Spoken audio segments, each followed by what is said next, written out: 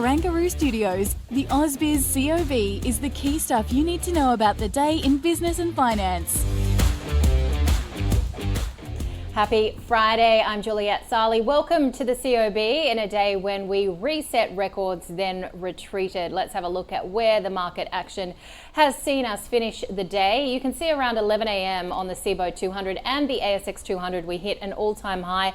The ASX 200 topping 8,600 points for the first time. But of course, no doubt there were some stop losses potentially put in at that trigger point, because we did actually see the selling then starting to come through in the afternoon trade, and we finished higher, still by a third of 1%, which is a pretty good outcome given that we had those tit-for-tat concerns about reciprocal tariffs from the US and a sell-off in the big heavyweight CBA as well, hitting the overall market.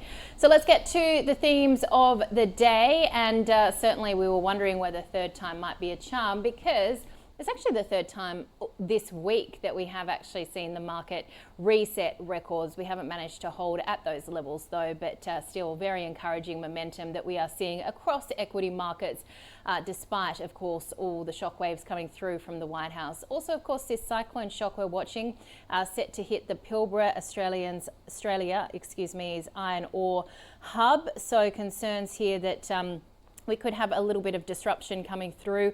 The severe tropical cyclone Zelia, forecast by the Bureau of Meteorology to make landfall east of Port Hedland. That is, of course, Australia's biggest iron ore export harbour. And it has been shut down this week along with some other regional ports. So it is now currently a Category 5. The very strongest that we have on the Australian scale, with destructive wind gusts up to 290 kilometres an hour. And 140 more to go. That's just next week. We've got 140 ASX listed companies coming through with their earnings. Very, very busy next week, including the likes of BHP, Telstra, Fortescue as well. Let's have a quick look at the sectoral moves today. Consumer discretionary stocks looked really solid. Temporal and Webster hitting a record at one point. Wesfarmers up 0.7%. Premier Investments up 3%. Lovisa, which reports next week as well, also higher. Having a look at those mining players, particularly the iron ore players, ahead of this expected landfall by the cyclone. BHP down 0.2%. Rio holding up pretty well. Fortescue down 0.6%, and South 32 actually having a good day in the wake of its results yesterday, up 2.25%. The banks as well, let's have a look at those. CBA hit a fresh record today, above $167 before being hit by profit takers, closing just marginally lower, but still, of course, at those very lofty highs. ANZ had a good session. Macquarie, NAB, Westpac all sort of lower to flat there. Having a look at some of the stories that we were following, including Cochlear, and Andrew just had a chat to the CEO, Dig Howitt, the hearing implant manufacturer, being punished by the market today after warning it's expecting annual profit at the lower end of guidance, as cost of living pressures, particularly in its key US market, force some consumers to delay upgrades of their implants. AMP, well, its profit nearly halved in the 2024 financial year. Michael McCarthy from Moomoo told me there's not much to like about this report. He called it very grim. Temple and Webster shares hit a peak, the stock resetting its previous high that it hit yesterday after sales jumped nearly 24% in the half to December, topping market expectations. And this was driven by people buying sofas and also bathroom fixtures.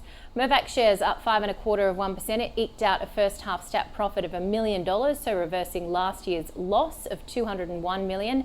And we were also looking at yet another REIT today, Charter Hall Retail, posting a first half profit of nearly $109 million, so also rebounding from a loss of last year of around $42.1 million, shares up 3.7%.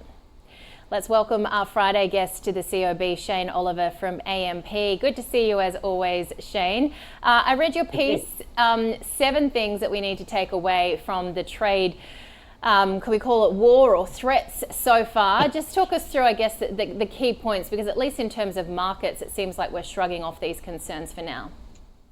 Yeah, look, I think if you run through the key issues here, it does seem as if there's more to go on the tariffs. Yeah, Donald Trump seems to be making an announcement every few days. Sometimes the announcement is just that he will make an announcement, but it gives him an opportunity to talk.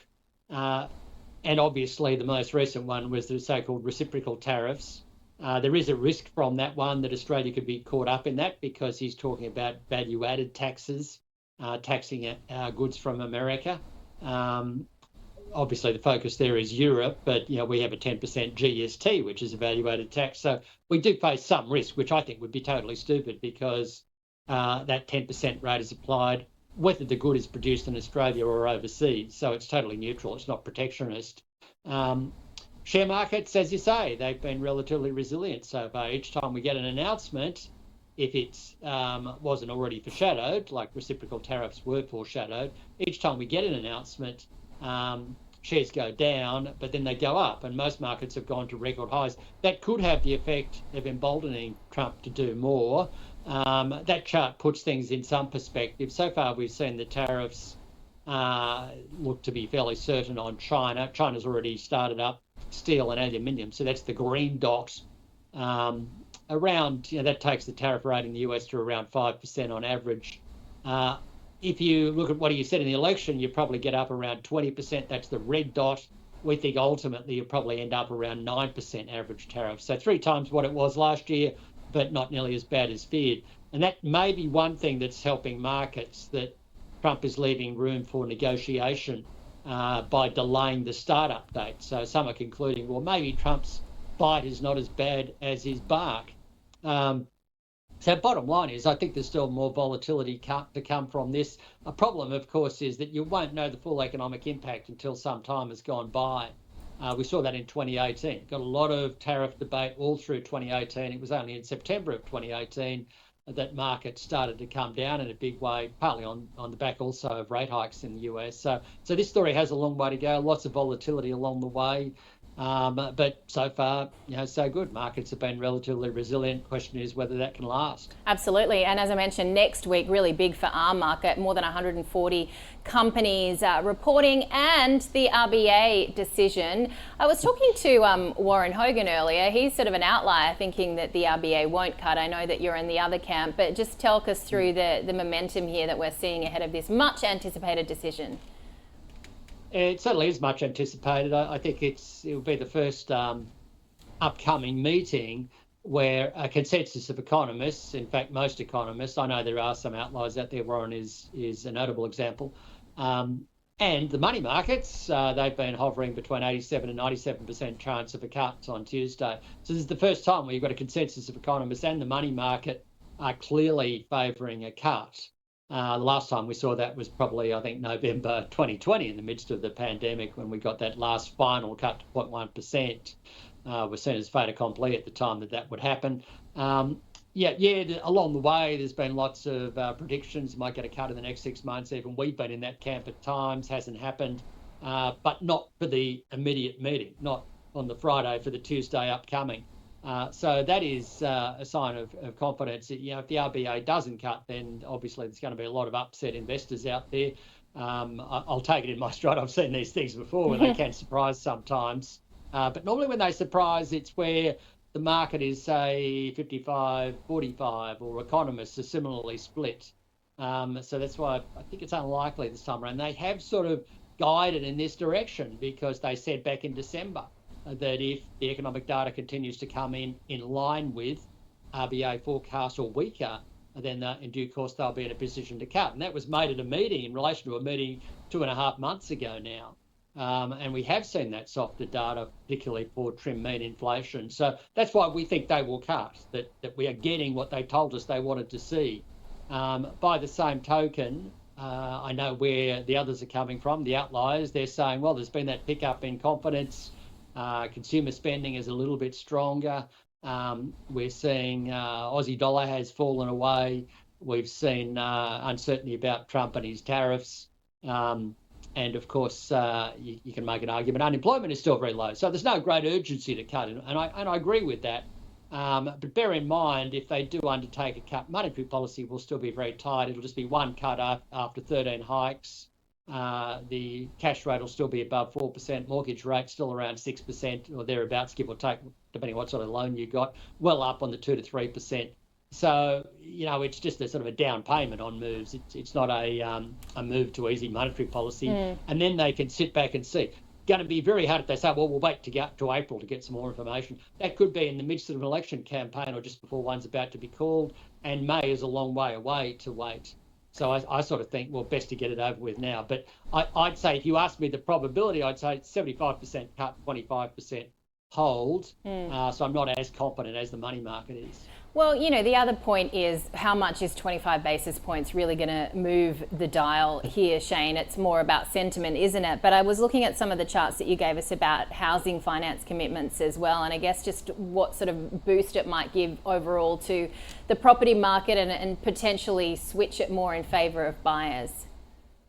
It probably will. A 0.25% cut if passed on, and I think it will be passed on, is small, but it is $100 a month saving for a household with a $600,000 mortgage. That's $1,200 a year. That's quite a big saving. But don't forget the overall increase in mortgage rates was something like, mortgage payments for a $600,000 mortgage was something like $17,000. So it's only reversing a part of that. But it does provide some relief. The other aspect is, if you do a rough calculation in terms of how much someone can borrow, if you're on average wages, you've got a 20% deposit, on our calculation, you can borrow about $9,000 extra with a 0.25% cut. But again, it's only reversing a small fraction of the decline, which we estimate to be about 180,000. Compared to 3 years ago, people can borrow now about 180,000 less than they could 3 years ago. If you're on average wages, this partly reverses that, but only partly. So it does, strengthen buyers a little bit. It probably makes homeowners who are struggling with their mortgage a little less inclined to sell their property or list it. They might hang in there, and you get a bit more demand, so that helps the property market stabilise. And that's, I think, why we've seen clearance rates in Sydney and Melbourne start to bottom out lately. And if you look at the CoreLogic data they put out daily, it's showing signs, particularly in Melbourne, of a stabilisation after many months of decline. So maybe we're starting to see some positive signs there. The flip side is, if we don't get a cut, I reckon we'll go back to weakness in the property market, and we'll see clearance rates fall away, and we'll see property prices resume their weakness, particularly in Sydney and Melbourne. But as I said, our base case is that they will cut. One thing worth noting, though, I think this will be a cautious cut. The RBA will say, we're cutting, but they're not going to give a lot away and say we're probably going to cut again. I don't think it's going to be like that. They'll probably say we're still a bit concerned about inflation. It's still a bit too high on underlying. There is a risk there that the strong jobs market feeds into faster wages growth. Still a bit concerned about the low Aussie dollar and so on. So it'll be a cautious cut rather than bang, bang, 2 meetings in a row, rates down. It's going to be one cut. Wait another 3 months before you get the next cut. And what does all that do for the dollar, especially in a week when we're getting jobs data as well, and potentially more tariff threats over the weekend? Yeah, it's the problem at the moment. There seems to be something every day, and out of the US, if it's not serious, it's crazy. Like the order to rescind the order by federal agencies in the US to buy paper straws.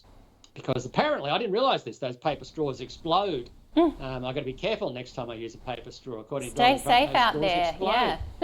that's no wonder he's rescinding that order to use paper straws as opposed to plastic. And it's not going to affect the sharks anyway as they go through the ocean munching away like they do, which is what Trump said.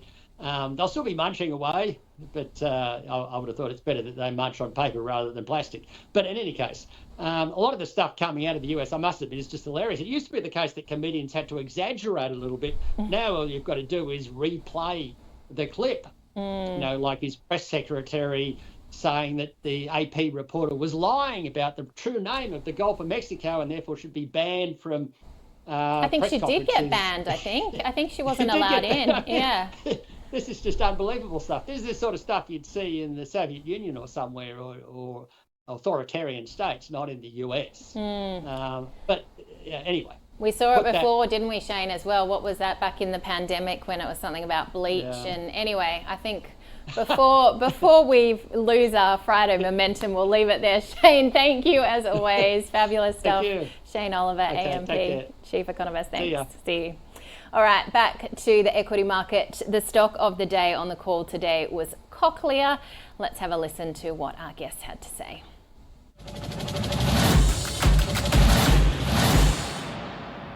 Really strong revenue year on year, nice margin expansion, good good product updates and things like that. But as I said before, it's that outlook for the future where the market, the market's always looking forward. And so that as you said, that second half potentially flat on the first half when they guided the lower end of that guidance. It's just not what the market wants to see. It wants to see good results, but also the strength of that continuing into the future. The actual underlying growth is low single digits. So if you're looking at a company that's doing low single digit growth on a PE of 45 odd, I think there's a fair bit of downside from a valuation perspective. And also kind of think the market is really focused on momentum at the moment.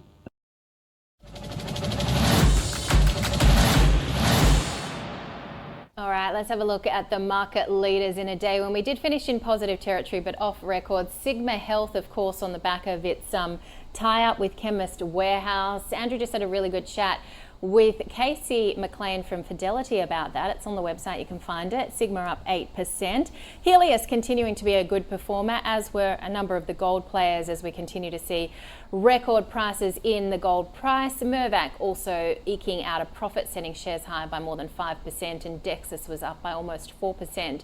The laggards in the large space, well, of course, AMP, it almost halved its full year profit. Dividend also lower, just 1 cent. Shares down 15%. Cochlear being hurt by cost of living pressures. We also spoke to the CEO, Dig Howitt. That will be on our website shortly. In fact, it might already be there, but anyway, it will be there soon. 13% loss today. Clarity Pharmaceuticals, Mineral Resources and Whitehaven Coal also lower. In the small end of town today, we saw gains coming through from these players, including Vinyl, which was up 25%. Nadine's not here, so she won't mind me saying the tinder of the music industry, as it's called. Eris Resources up 15%. Avita Medical had a very good day today as well after its numbers. Imricor and Synlait Milk too. To the downside, we saw weakness from Calix, off by 10%. Alligator Energy down by 6%. All right, looking ahead tonight, I know Moderna's coming through with earnings. We've also got a fair bit of data out in the US, retail sales, import and export prices, industrial production and business inventories.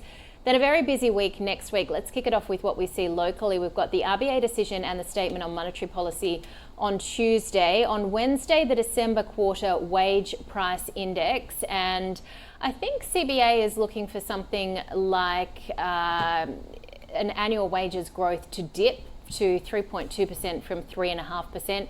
We've also got January labour force data, so 10,000 jobs expected to be created, and the S&P Global PMI as well on Friday. Governor Bullock will appear before Parliament. Overseas, we've got US markets closed on Monday for President's Day. On Wednesday, the RBNZ decision, a 50 basis point cut is expected there. Also the FOMC decision coming through, China LPRs and S&P Global PMIs as well. All right, let's recap where the market has finished. Just a third of 1% gain, but we did retest all-time highs earlier. As we mentioned, some very good momentum coming through from sectoral moves, with utilities up 2%, consumer discretionary stocks up by almost 2%. And over the course of the week, the ASX 200 is up 0.5%. It has closed just marginally higher, 16 points, 0.2%, 8,555 after earlier, reaching above 8,600 points for the first time. That does it for this week at AusBiz. It's been a very busy week. If you haven't caught up with all our interviews, they are online. They're also on the Fear and Greed podcast. Some of them, the likes of CBA, Pro Medicus, Cochlear will be there as well. We've spoken to a lot of CEOs and CFOs this week. We've got plenty more next week. Have a great and safe weekend, and we'll see you from 9:45 a.m. Monday.